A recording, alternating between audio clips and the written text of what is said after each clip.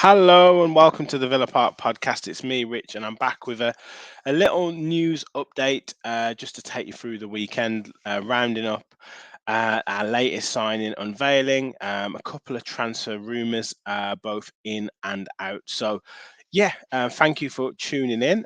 We have now surpassed 1,800 subscribers, so thank you all for your support.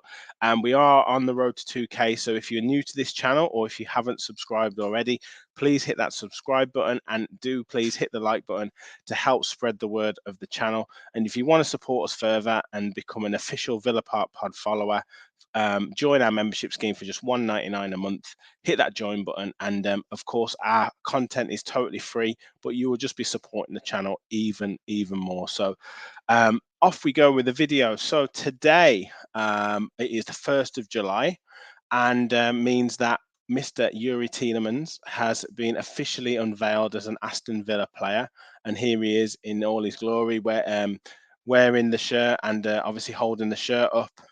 He's did his interview with Villa TV, which obviously the usual stuff. Spoke to the manager, was really excited about the project, really pleased to join a big club like Aston Villa, etc., etc. But for me, it shows a quality player coming in with international experience, has played in Europe as well. So obviously brings that as well and gives us real options for ball control, shooting from distance, quality in possession, and just gives us additional options. Whether that's off the bench to change a game, whether that's to start and put us in control of a game. So for me, an excellent signing, and someone who will be a valuable member of the squad. It looks like he's going to wear the number 8 shirt. Interestingly, looking at past number 8s, he does join some, I would say, mixed company. Some fantastic players have worn that number 8 shirt for Villa. Gordon Cowans, Gary Parker, even Dwight York as well, David Platt, Des Bremner, for those back in the day have worn that shirt, but also maybe some not quite so good, Aaron Tishbola, Jermaine Genius, Gavin McCann. So look, fairly mixed. So hopefully he can be more like the Drapers, the Townsends, the Parkers, and the Platts and the Cowans, and less like the Geniuses and the Cleverleys and the Tishbolas. So yeah, good luck to Youri Tielemans wearing that number 8 shirt.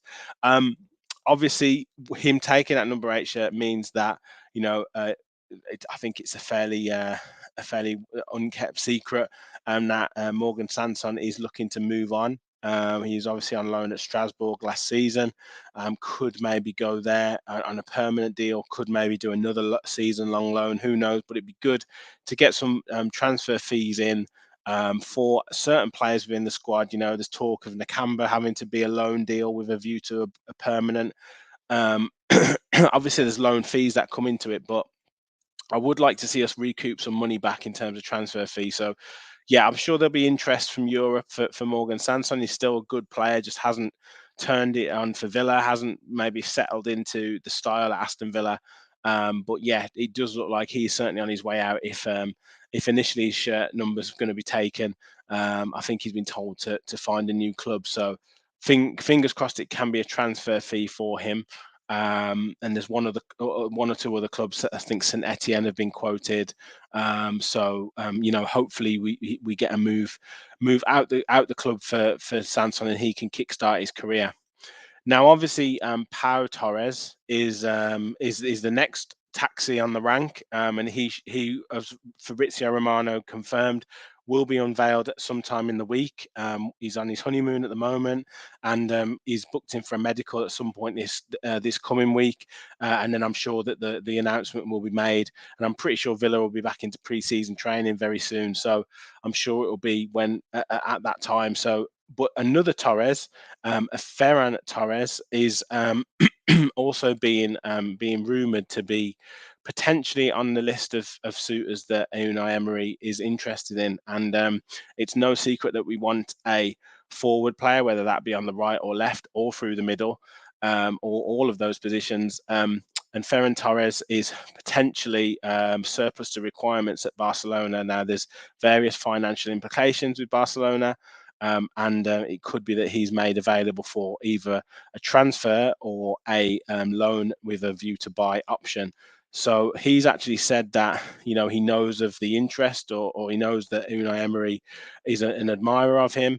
He would potentially be interested in playing for Unai Emery. However, the usual kind of comments that a player makes is, I'm happy where I am. I'm keen to play for Barcelona, etc., etc. But I think he could be available if we made our position clear.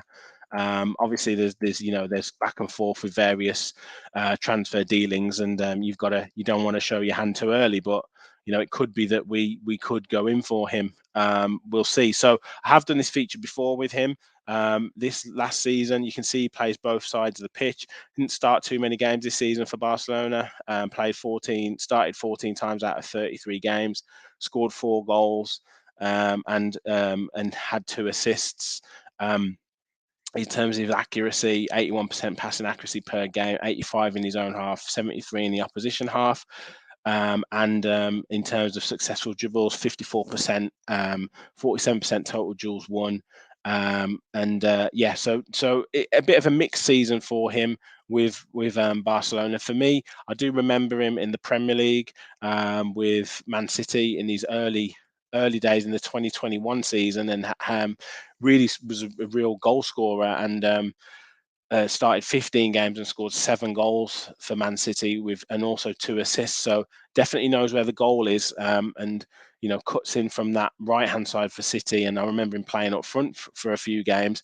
And internationally, is also very potent and scored 15 goals, I believe, in 35 games. So yeah, he's a very, very, he knows where the goal is, and it's someone who we could really do with in terms of that clinical finishing if we can get him into those positions. I've compared him here to Leon Bailey.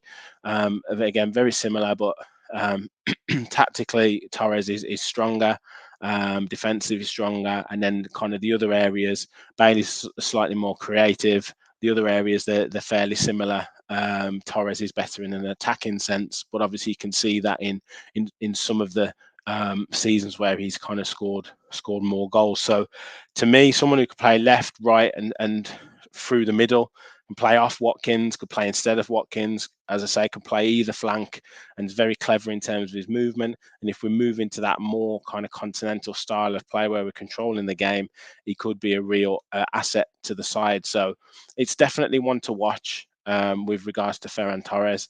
And it looks like Harvey Barnes, we are potentially still interested, but West Ham look like they are moving forward with that deal.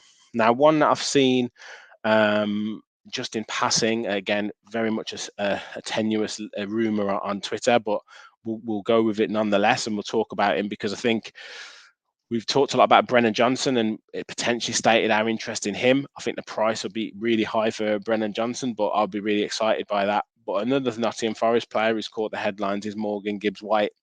Now, for me, again, a player who raised a lot of eyebrows when Nottingham Forest signed him. I thought it was 42.5 million or something from Wolves.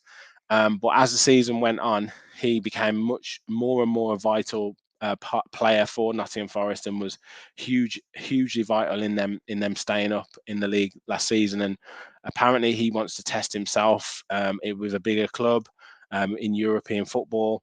And a lot of these times when players are going through that period where they're going from under 21 through to first, to trying to get into the England squad, they do kind of want to move to a quote bigger club to kind of test themselves. So is it a chance where we could maybe swoop in and get him? We're not quite obviously we're not one of the top 6, but we are a team that's in Europe.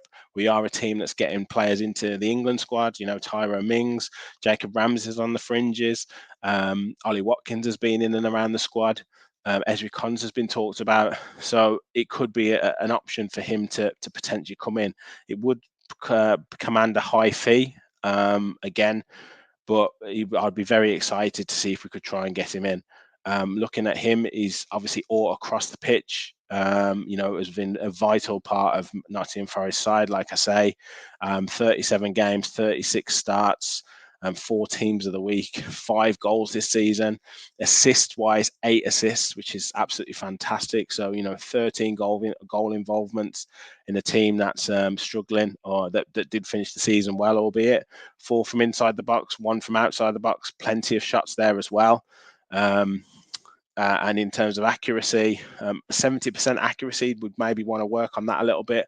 75% in the own half, 60% in the opposition half. However, as we know, Nottingham Forest didn't have the ball a lot, and he's trying to play, passes where he's playing players in. He's created 9 big chances as well as all those assists as well. So, a player who is all over the pitch, 51% successful dribbles, 42% ground duels won, likes to get his foot in as well. So for me, a real player who's really matured this season, and one who I'd love to see, potentially if we could go for him now. Look, in terms of his season, across the metrics that you measure, attacking, creativity, tactically, and technically, he is better, if or the same as Emi Buendia. And we've talked about Emi Buendia a lot this season in terms of, yes, he puts himself about, yes, he tries really hard, but has he contributed enough? Has he contributed enough with goals?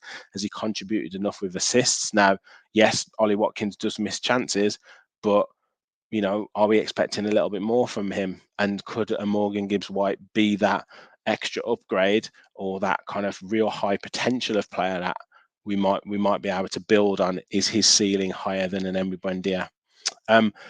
You guys let me know in the comments your thoughts. Youri Tielemans signing, obviously got the Villa shirt. Great news for the club. Ferran Torres coming in, potentially another Torres to add to the board. Morgan Gibbs-White as well. Let me know your thoughts in the comments. As I said at the start, help us on the road to 2K. Hit that like button.